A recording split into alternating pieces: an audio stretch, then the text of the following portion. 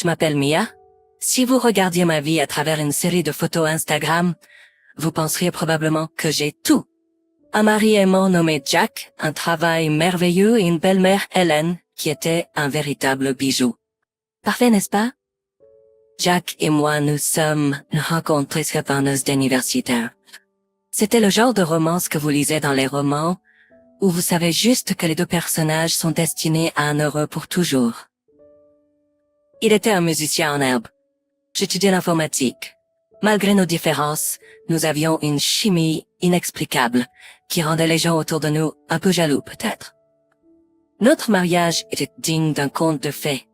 Imaginez un charmant domaine de campagne, l'air parfumé par le parfum des fleurs en fleurs et une douce lumière dorée qui filtre à travers les arbres. Nous avons écrit nos propres vœux et quand Jack les a récités, je ne pouvais m'empêcher de penser que j'étais la femme la plus chanceuse du monde. Je jure d'être ton roc, ton espace sûr et le battement de cœur constant qui te guide à travers la vie, dit-il, sa voix teintée d'émotion. Avec toi, je suis chez moi et je promets de te faire ressentir la même chose chaque jour. J'ai regardé dans ses yeux et j'ai ressenti un sentiment de sérénité m'envahir. Je jure d'être ton plus grand soutien, ta confidente et ton approvisionnement sans fin d'amour. Avec toi, chaque jour ressemble à une aventure et je suis impatiente de voir où ce voyage nous mènera. On pouvait entendre des reniflements dans la foule, mais tout ce sur quoi je pouvais me concentrer était l'homme devant moi. C'était sublime, magique, un moment suspendu dans le temps. Entre Hélène, ma belle-mère, vêtue d'une robe sophistiquée, émanant un sentiment de grâce et de sagesse. Nous nous étions rencontrés plusieurs fois avant le mariage, bien sûr, et chaque rencontre ne faisait que renforcer ma conviction que je ne gagnais pas seulement un mari, mais toute une nouvelle famille. Maya, tu es absolument magnifique. Hélène m'a serré dans ses bras après la cérémonie. Merci Hélène, ai-je répondu, sentant une chaleur m'envahir. Je ne pourrais pas être plus heureuse de faire partie de cette merveilleuse famille. S'il y avait des signes avant-coureurs, ils étaient habilement dissimulés par la joie et l'euphorie de ces premiers jours. Mais il y avait un petit détail, une ombre dans un paysage sinon ensoleillé. Jack avait cette étrange incapacité à dire non à sa mère. Ah, je me souviens qu'une fois, Hélène a mentionné en passant qu'elle n'aimait pas le rouge dans la décoration intérieure, et Jack a immédiatement jeté les nouveaux coussins cramoisis que j'avais choisis pour notre salon. Oh, maman n'aime pas le rouge, a-t-il expliqué, comme si c'était la chose la plus naturelle du monde d'échanger quelque chose de notre maison en fonction de ses préférences. C'est notre maison, Jack, avais-je argumenté légèrement perplexe. Ta mère n'a pas à vivre avec ses coussins. Nous si. Ouais, je sais, a-t-il dit se grattant la tête. Mais si ça la met mal à l'aise, même pour une minute, pourquoi le garder? À l'époque, j'avais haussé les épaules. Je me suis dit que parce que ça j'ai pris que ça était une qualité incroyable. Mais si seulement je savais alors ce que je sais maintenant. Ce que je savais alors que je sais maintenant, c'est que ce trait en apparence anodin était une bombe à retardement qui finirait par exploser, déchirant le tissu de nos vies. Et ainsi, dans cette brume heureuse de joie de jeunes mariés, entourée d'un mari apparemment aimant et d'une belle-mère accueillante, j'étais totalement inconsciente de la tempête qui se préparait, prête à briser ma vie parfaite en 1 million de morceaux irréparables. Dire que j'étais naïve serait un euphémisme. J'étais heureusement ignorante, vivant dans un paradis d'imbéciles. Mais comme on dit, ce qui monte doit redescendre, et ma chute de grâce était juste au coin de la rue. Avance rapide de quelques années dans notre mariage, et les choses semblaient aller exceptionnellement bien, du moins en surface. J'avais décroché un emploi de rêve dans une entreprise technologique, grimpant rapidement les échelons. Mes journées étaient remplies de réunions, de revues de code et de l'excitation intense qui venait de résoudre des problèmes complexes. Je me faisais un nom dans l'industrie et c'était incroyable. Jacques, cependant, avait plus de mal à trouver sa place. Il avait essayé différentes vocations, du marketing à l'immobilier, mais rien ne semblait coller. C'était comme s'il cherchait encore cette chose qui allumerait la même passion en lui que mon travail le faisait pour moi. C'est à cette époque que les visites d'Hélène sont devenues plus fréquentes. Elle apparaissait sans prévenir, armée de conseils non sollicités pour Jack sur comment naviguer dans les eaux agitées du marché du travail. Et bien sûr, Jack écoutait attentivement, accroché à chacun de ces mots, comme s'il s'agissait de l'Évangile. Autant aller dans la comptabilité, Jack a suggéré Hélène lors d'une de ses visites, sa voix portant un ton de finalité. Ton oncle Fred a eu un emploi stable en comptabilité pendant plus de 30 ans. La stabilité est importante. Maman, je n'ai jamais été douée avec les chiffres. Et ce n'est tout simplement pas ce que je veux faire, a protesté Jack faiblement, ses yeux se tournant vers moi comme s'il cherchait du soutien. Hélène lui a lancé un regard désapprobateur. Parfois nous ne faisons pas ce que nous voulons. Nous faisons ce que nous devons. Pense à Mia. Elle réussit si bien parce qu'elle est dans un domaine stable. Je me souviens m'être sentie mal à l'aise, prise au milieu d'une dynamique familiale à laquelle je n'avais pas adhéré. Eh bien, je pense que Jack devrait explorer ses options. Peut-être que quelque chose de créatif serait mieux adapté, ai-je interjeté prudemment, essayant d'offrir un contrepoint sans contrarier Hélène. Hélène a simplement poussé un soupir. La créativité ne paie pas les factures, chérie. Jack doit penser de manière pratique. Jack a soupiré et a semblé vaincu. D'accord, maman. Je vais me renseigner sur des cours de comptabilité. Cela aurait dû être un signal d'alarme, un panneau néon criant « Danger à venir ». Mais j'ai choisi de l'ignorer, l'attribuant aux liens familiaux étroits de Jack, et peut-être à l'instinct naturel d'une mère de vouloir le meilleur pour son enfant. Je ne savais pas que ces interventions fréquentes n'étaient pas bénignes. Elles minaient, lentement mais sûrement, les fondations mêmes de notre mariage. Hence, chaque fois qu'Hélène donnait à Jack un conseil professionnel qu'il suivait docilement, je sentais une petite fissure apparaître dans l'unité que le mariage était censé fournir. Et chaque fissure, aussi petite qu'elle puisse paraître à l'époque, ouvrait la voie à un fossé qui deviendrait éventuellement trop large pour être comblé. Mon mari ne faisait pas équipe avec moi pour prendre des décisions pour notre avenir. Faisait équipe avec sa mère. Et cette prise de conscience a commencé à éroder la confiance et le bonheur qui avaient jusqu'à présent caractérisé notre vie ensemble. C'est étrange de réussir dans un aspect de sa vie tout en regardant une autre partie s'effondrer en morceaux. Ma carrière était en plein essor, mais mon mariage était en descente lente mais sûre vers un endroit que je n'avais jamais imaginé qu'il irait. Un endroit où mon partenaire et moi n'étions pas une équipe, mais des adversaires de chaque côté d'un gouffre qui ne cessait de s'élargir. Et c'était un gouffre que Hélène était plus disposée à exploiter. À l'époque, je pensais que la situation n'était qu'une phase passagère, un petit tic dans notre voyage ensemble, sinon sans encombre. Mais avec le recul, c'était le début d'un schéma bien plus grand, bien plus destructeur. Un schéma qui, avant longtemps, nous mènerait à un point de non-retour. Après avoir travaillé sans relâche ces dernières années, j'ai décidé qu'il était temps pour des vacances bien méritées. J'avais économisé, fait des investissements judicieux et j'avais enfin les fonds pour faire quelque chose d'un peu extravagant. J'ai trouvé une villa à couper le souffle, située sur la côte. L'un de ces endroits que l'on voit dans les magazines de voyage de luxe, mais que l'on ne croit jamais pouvoir fouler. La villa avait une valeur marchande de $1,500,000, mais j'ai réussi à la louer pour une semaine. C'était une surprise, un oasis bien nécessaire pour Jack et moi, afin de raviver l'amour qui avait été émoussé par les stress de la vie quotidienne. Le jour où j'ai finalisé la réservation, je suis rentrée chez moi, pleine d'excitation. Hélène était là, assise sur notre canapé, discutant de quelque chose avec Jack. Devinez quoi? Ai-je annoncé, mon visage rayonnant d'anticipation. Tous les deux ont levé les yeux et Hélène a esquissé un sourire qui semblait un peu forcé. Raconte Maya. Dans un revirement spontané, je viens de louer une villa d'une valeur de $1,500,000 pour une semaine de vacances. Imaginez, Jack, toi et moi, les vagues de l'océan, des couchers de soleil magnifiques.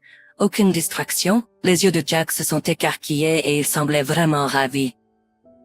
Wow, Mia, c'est incroyable. Tu n'avais vraiment pas à faire ça, mais merci. Ça semble être un rêve. Je me suis dit que ça y est, la blague à $1,000,000. Mais au lieu de cela, Hélène s'est jointe au rire, ses yeux pétillants d'amusement. Eh bien, pourquoi ne pas l'appeler ma nouvelle villa d'une valeur de 1500 000 $? Ai-je dit à rien de mon audace? Oh, dans ce cas, je déménage dans ma nouvelle villa d'une valeur de N 1500 000 $, a-t-elle dit son ton sérieux. J'ai ri nerveusement, regardant Jack pour un peu de soutien, mais il est resté silencieux, son expression indéchiffrable. C'est alors que l'ampleur réelle du le rôle qu'en jouait Hélène. Mais alors Jack a dit quelque chose qui m'a glacé le sang. Oui, maman, ça a l'air génial.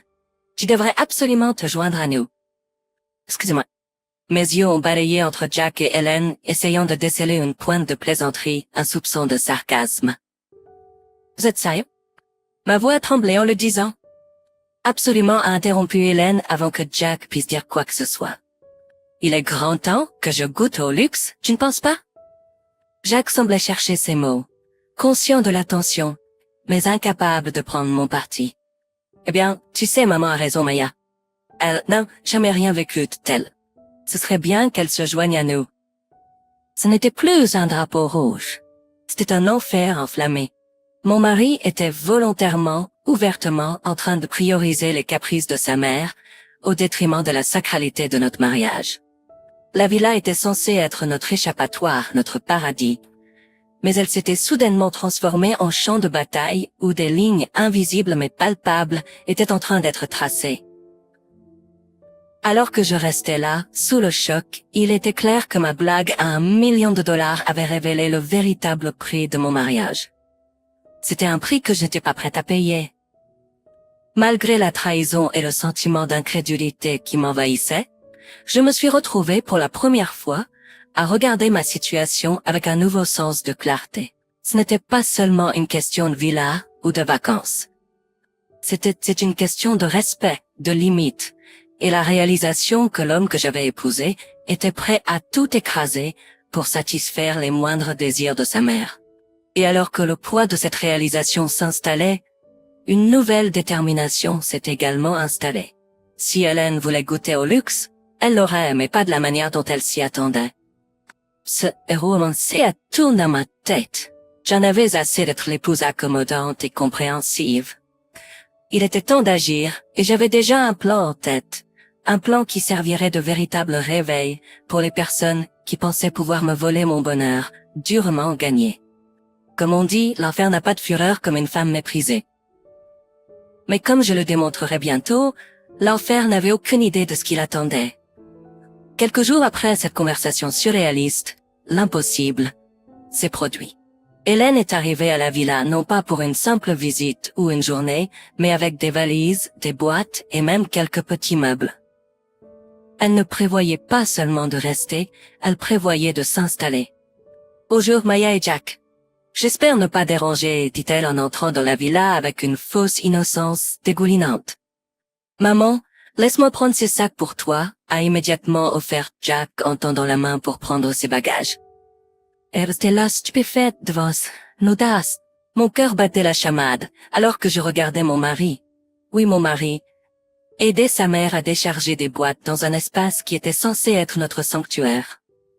Maya, pourrais-tu apporter ces chaises de la voiture? Nous aurons besoin de place supplémentaire, a dirigé Hélène, adoptant un ton qu'on utiliserait avec un portier d'hôtel. Pendant un instant, j'ai pensé protester, mettre les choses au clair tout de suite. Quelque chose m'en a empêché. J'ai décidé de laisser cette mascarade continuer encore un peu. Alors que je concoctais mon propre plan, j'ai répondu à la demande d'Hélène avec un sourire forcé. Bien sûr, pas de problème. Alors que Jack et Hélène, le duo dynamique, commençaient à aménager le salon, je me sentais comme une étrangère dans ma propre vie. Leurs actions n'étaient pas seulement impolies, mais une violation des promesses et des règles non dites du mariage. Il était temps de faire les courses et, comme d'habitude, Hélène avait une liste prête. « Tiens, mon chéri, dit-elle en me tendant un bout de papier. Nous aurons besoin de ça pour le dîner ce soir. Est-ce que ça te dérangerait d'aller au magasin? » Je regardais Jack qui se tenait là honteux, évitant tout contact visuel. « Non, je pense que je vais rester et aider maman à s'installer, finit-il par dire, en levant brièvement les yeux avant de les détourner rapidement. D'accord, ai-je répondu en attrapant mon sac à main. Je reviendrai bientôt. Hélène a souri, un sourire qui avait toutes les apparences d'une conquérante victorieuse. Prends ton temps, ma chérie. Nous avons beaucoup à faire ici. Alors que je quittais la villa, je n'arrivais pas à me débarrasser du sentiment de trahison. Jacques, l'homme avec qui j'avais promis de passer le reste de ma vie, permettait à cette situation scandaleuse de se dérouler. Je suis partie en voiture, mais pas avant de discrètement prendre le double des clés de voiture dans le tiroir près de la porte d'entrée. Alors que ma voiture roulait dans l'allée, j'ai entendu le son qui annonçait le point de non-retour. La porte qui se refermait violemment, suivi du son inimitable d'une serrure qui se tournait. M'avait enfermé dehors, mais je n'arrivais pas à y croire. L'audace, la pure insolence de tout cela. C'était comme s'ils avaient décidé que la villa, ma part de paradis durement gagnée, était désormais la leur, et que j'étais simplement une intruse qui avait été gentiment escortée dehors. Alors que je conduisais vers la ville, l'impact de ce qui venait de se passer m'a frappé comme une tonne de briques. Mais il n'y avait pas de retour en arrière possible, maintenant. Mes prochaines étapes étaient claires. Je retournerai pas dans cette villa, pas encore. Il y avait des préparatifs à faire, des documents à rédiger et des serrures à changer dans notre maison d'origine. Pendant qu'Hélène et Jack jouaient à la maison dans un endroit qu'ils croyaient avoir pris d'assaut, ils étaient complètement inconscients que leur petit empire était sur le point de s'effondrer. Ce qu'ils voyaient comme leur moment de triomphe était en fait le début de leur chute. Ils ne savaient pas que ce geste audacieux serait leur perte ultime, un acte qui me libérerait enfin des chaînes de leur manipulation et de leur contrôle. Alors que je serrais le volant de plus en plus fort, je me suis dirigé droit vers le bureau d'un avocat. Le moment était venu de renverser la situation, et j'étais plus que prête. J'ai ressenti un sentiment de détermination en garant ma voiture d'un bureau de l'avocat. Mes pas étaient fermes, ma résolution inébranlable. Je savais que le chemin que j'entreprenais était difficile, mais c'était un chemin choisi par nécessité, pas par malice. L'avocat, M. Thompson, m'a accueilli chaleureusement, mais a immédiatement remarqué que ce n'était pas une visite banale. « Maya, qu'est-ce qui t'amène ici? Tu as l'air bouleversée, a-t-il dit en remarquant l'urgence dans mes yeux. « J'ai besoin de demander le divorce si je dois le faire immédiatement. » « Le temps presse. » J'ai répondu à l'endroit au but. Ses sourcils se sont levés, mais il ne m'a pas posé plus de questions. Au lieu de cela, il s'est mis immédiatement au travail, m'aidant à rédiger les documents nécessaires et m'expliquant les aspects légaux. Alors que je signais les papiers de divorce, j'ai ressenti à la fois un sentiment de perte et de libération. Ce que je faisais était irrévocable, mais c'était aussi un pas vers la reprise de ma vie. Je ne voulais prendre aucun risque, alors j'ai demandé un changement immédiat de serrure pour ma maison. La vraie, pas la villa. Quand je suis arrivé chez moi, le serrurier avait déjà terminé son travail. Il m'a remis le nouveau jeu de clés, une représentation physique de mon espace récupéré. Pendant les 3 jours suivants, il y a eu un silence radio de la part de Jack et Hélène. Je me demandais s'ils étaient trop absorbés par le luxe de la villa pour remarquer mon absence prolongée, ou s'ils étaient simplement trop absorbés par leur monde pour s'en soucier. Car Silas en doute pas. Enfin, le 4e jour, mon téléphone a vibré avec un appel entrant de Hélène. J'ai envisagé de le laisser aller sur la messagerie vocale, mais quelque chose en moi avait besoin d'entendre ce qu'elle avait à dire. J'ai répondu, me préparant à sa tirade. « Maya, où diable es-tu? Pourquoi la maison est-elle verrouillée? Qu'est-ce qui se passe? » cracha-t-elle, sa voix dégoulinant de mépris et de perplexité. « Considère cela comme une expulsion, Hélène. Je vous suggère de trouver un autre endroit où séjourner. » ai-je répondu froidement avant de raccrocher. Plus d'explications, plus de justifications. J'en avais assez. Peut-être, peu d'oxcate frappé à ma porte. Je l'ai ouverte pour trouver Jack debout là, l'air épuisé et négligé. « Maya, qu'est-ce que tout cela signifie? »« Ma clé ne fonctionne pas et maman a dit que tu l'as mise dehors, » bafouilla-t-il. « Ta mère avait raison, » ai-je dit, ma voix dénuée d'émotion. « Voici les papiers de divorce. Je vous suggère de les lire et de les signer. » Jack avait l'air d'avoir été giflé. « Tu me divorces, mais pourquoi? » « C'est l'œuvre de maman, pas la mienne. » Ah, tu fais partie de ça, Jack. Tu n'en as assez arrivé. Tu as pris parti pour elle plutôt que pour moi, ta femme, à chaque fois, ai-je répliqué. Maintenant, signe les papiers. Regardant vaincu et peut-être un peu effrayé, Jack a pris un stylo et a signé les documents. Y a-t-il autre chose? Demanda-t-il, presque en suppliant. J'ai pris une profonde respiration. Oui, en fait, toi et ta mère pouvaient partir. Nous ne sommes plus mariés, Fashion. Vous m'avez perdu, et vous n'avez que vous-même à blâmer. En fermant la porte derrière lui, la finalité de tout cela m'a submergé. C'était mon moment de maths. J'avais gagné ce jeu difficile, non pas en jouant sale, mais en me réappropriant moi-même ma valeur et en établissant des limites qui n'auraient jamais dû être franchies en premier lieu. Pour la première fois depuis longtemps, je me sentais maître de ma vie. C'était une victoire aigre-douce, c'est sûr, mais c'était ma victoire. J'étais enfin libre, libre de la manipulation, de la tromperie, et surtout, libre de recommencer à zéro. Avec une nouvelle détermination, j'ai embrassé ma vie retrouvée, prête à affronter ce qui allait venir. Les jours suivants divorcent un tourbillon. Jack et Hélène ont déménagé de la villa, dont il me restait encore quelques jours de bail. J'ai utilisé ce temps pour rassembler mes pensées, me remémorer ce qui aurait pu être, et planifier ce qui serait. Je ne me sentais pas victorieuse au sens traditionnel. C'était plus comme si j'avais réussi à m'échapper d'un navire qui coulait, et même si j'étais en sécurité, j'étais aussi seule, en pleine mer. Je n'ai pas été surprise lorsque j'ai commencé à recevoir des messages de nos amis et de notre famille, demandant ce qui s'était passé, offrant leur sympathie ou leur jugement, et agissant en général comme s'ils étaient des personnages dans un drame qu'ils n'avaient pas contribué à créer. C'est qu'à ce moment-là que j'ai compris l'importance de ce que j'avais fait. J'avais choisi moi-même, peut-être pour la première fois dans ma relation avec Jack. Une semaine plus tard, je sirotais mon café dans mon salon lorsque la sonnette a retenti. J'ai ouvert la porte, m'attendant à un livreur ou peut-être un voisin. Mais c'était Jack. « J'espère que je ne te dérange pas, Mia », a-t-il commencé prudemment. « Tu l'as déjà fait », ai-je répondu, maintenant la porte entr'ouverte, sans m'engager à le laisser entrer. Puis j'entrais. « Nous devons parler. » J'ai considéré cela un instant, puis je me suis écarté. « Un homme soif. »« D'accord, mais fais vite. » Il est entré, visiblement mal à l'aise, regardant autour de la maison, comme s'il la voyait pour la première fois. « Tu as changé l'endroit? »« Non, Jack, l'endroit n'a pas changé.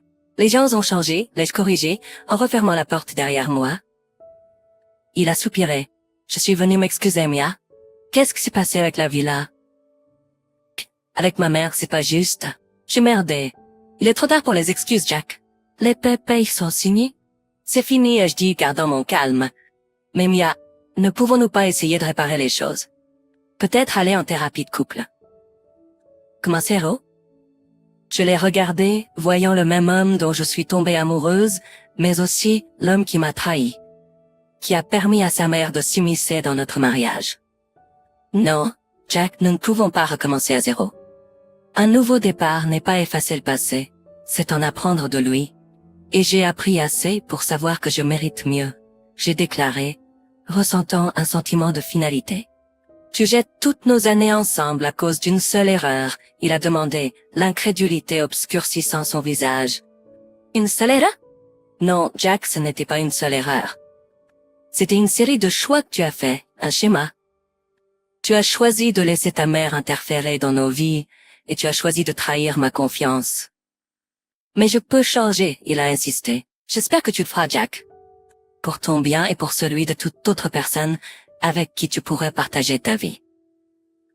Mais en ce qui nous concerne, nous sommes irrémédiablement brisés et je dis ma voix teintée de regret, mais aussi de détermination. Jack est resté là, sans voix, comprenant enfin le poids de ses actions. D'accord, Mia? C'est ça, ai-je dit en le conduisant à la porte. En le regardant partir, je ne ressentais ni joie ni regret, seulement un sentiment de clôture. Ni joie ni tristesse, juste un sentiment de finalité. J'ai fermé la porte doucement et me suis appuyée contre, prenant une profonde respiration.